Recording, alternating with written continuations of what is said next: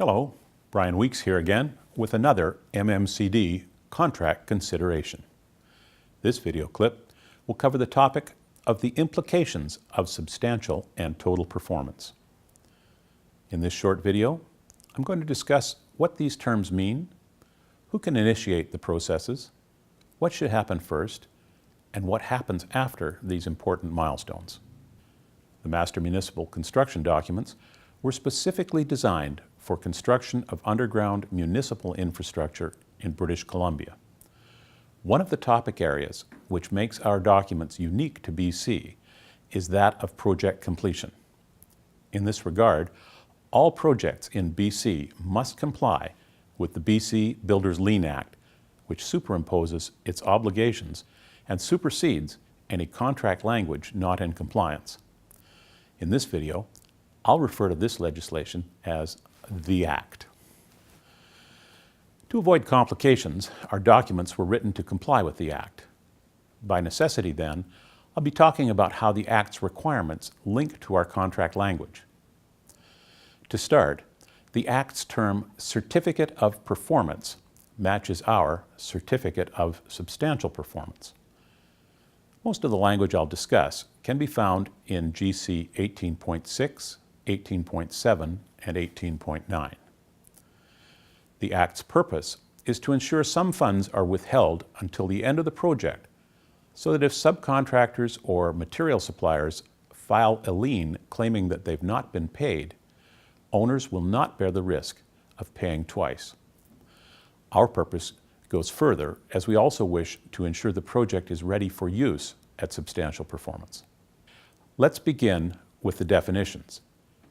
GC 1.67 says, substantial performance means the stage of completion when all work, as certified by the contract administrator, is capable of completion or correction at a cost of not more than 3% of the first $500,000 of the contract value, plus 2% of the next $500,000 of contract value, plus 1% of the balance of the contract value, and the work or a substantial portion of it is ready for use or is being used for the purpose intended. This language closely matches that of the Act.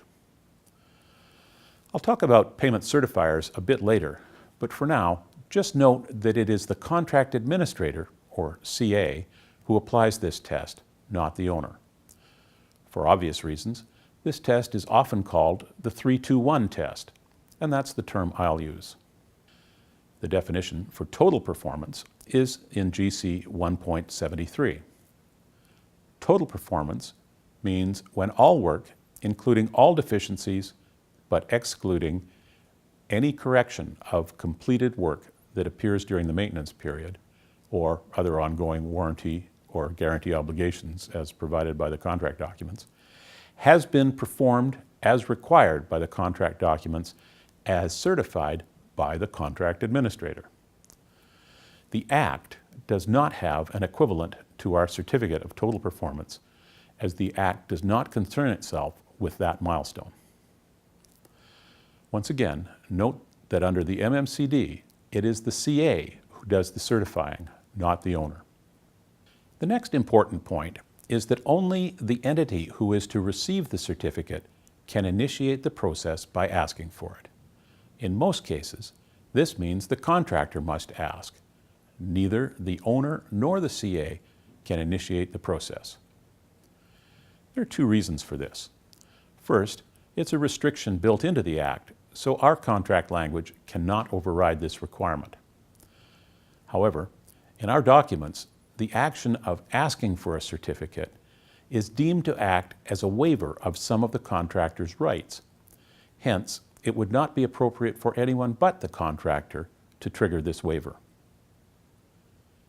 To be sure there is no misunderstanding on this point, GC 18.6.1 requires the contractor to provide a written request to obtain both certificates.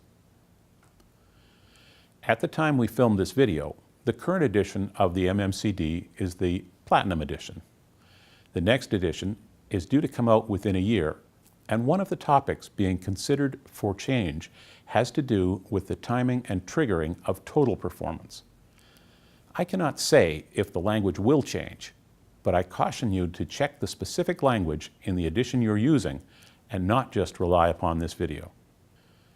When applying for either certificate, under GC 18.6.3, the contractor is obliged to provide not only the written application, but also two pieces of supporting documentation.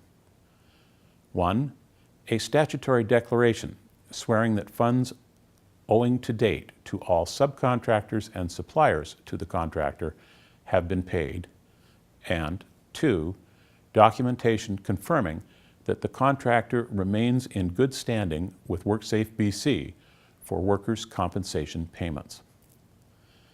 The MMCD Association provides a downloadable form for this statutory declaration, which contains language to match the GC 18.6.3 requirement.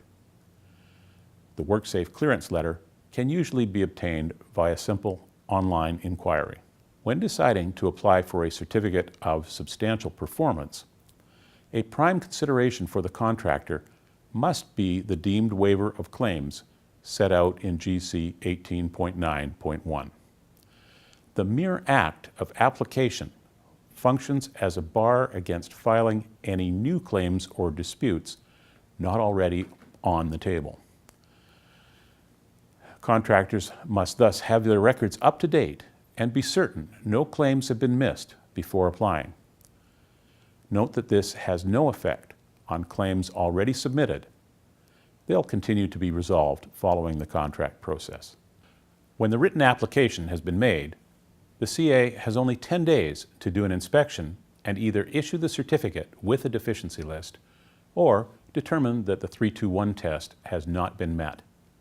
In the latter case, the contractor must apply again when sufficient deficient work has been remedied or incomplete work performed.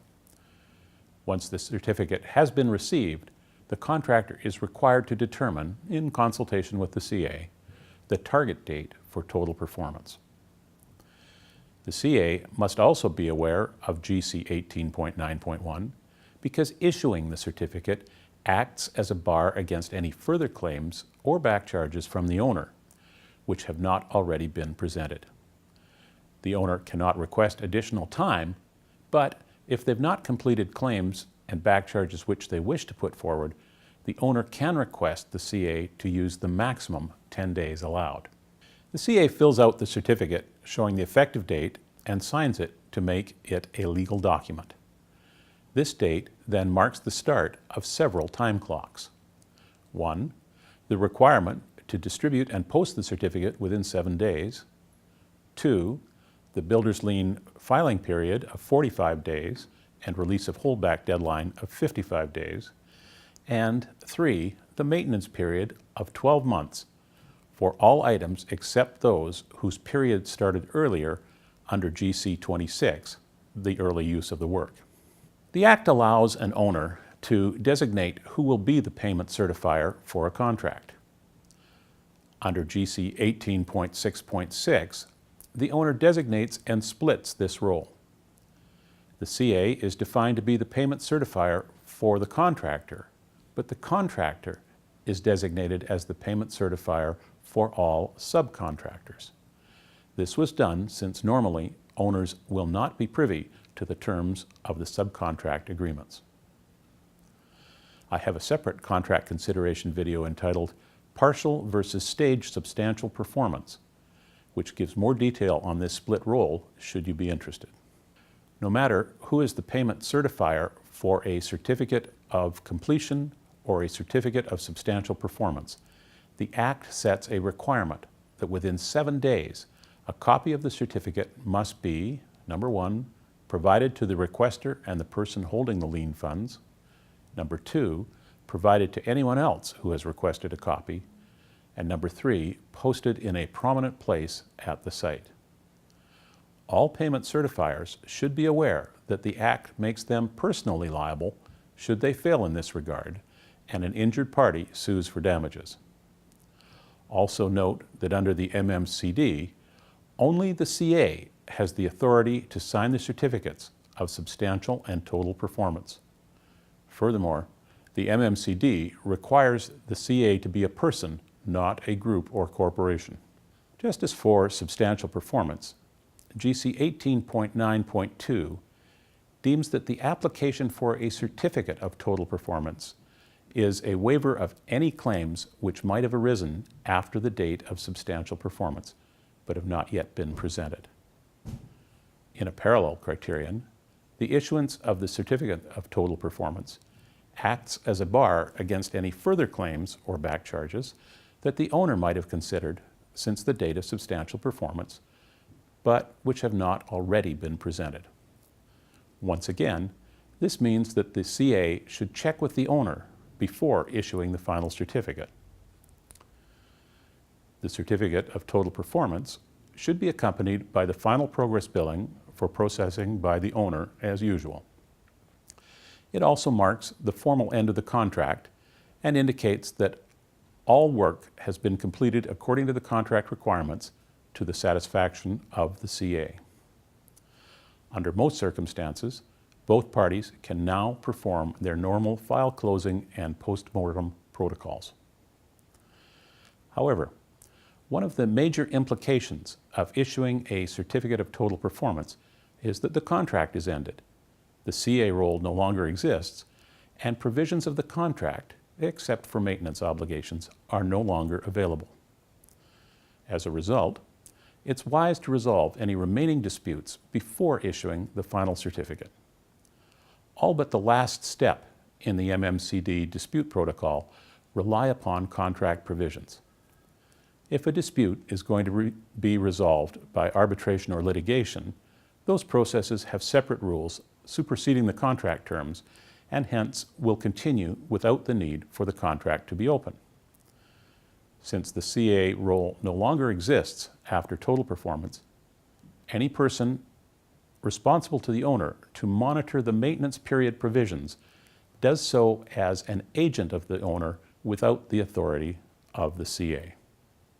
So let me summarize. 1. The MMCD Certificate of Substantial Performance is equivalent to the completion certificate in the BC Builders Lien Act.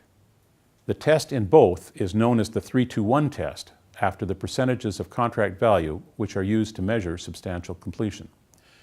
It is also necessary for the work, or a substantial portion of it, to be available for or in use. 2. Only the contractor can trigger the substantial performance review, both due to a restriction in the Act and because it acts as a waiver of any unfiled claims at that point. 3. The written request for the review must be accompanied by a statutory declaration of payment to subcontractors and suppliers and a confirmation of the contractor's good standing with WorkSafe BC. The statutory declaration form which should be used is the one provided on the MMCD website, as its language matches the contract requirements. 4. The CA, who is normally the payment certifier, must impartially perform the evaluation and issue the certificate within 10 days if the work meets the test, otherwise reject it. In either case, the document should be accompanied by a list of deficiencies and incomplete work which remained at the time of the inspection. 5. If the certificate of substantial performance is issued, it must be dated and signed by the CA, and within 7 days, a copy sent to both parties, as well as anyone who asked for a copy, and be posted on the site.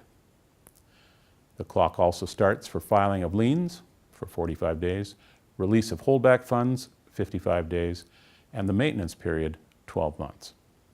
6. Because the issuance of the total performance certificate ends both the contract and the role of the CA, any remaining tasks which require contract terms or the involvement of the CA should be completed first. I hope that's helped clarify this contract consideration. Please check our website for further assistance and to see what other topics are presented in this series. Thanks for watching.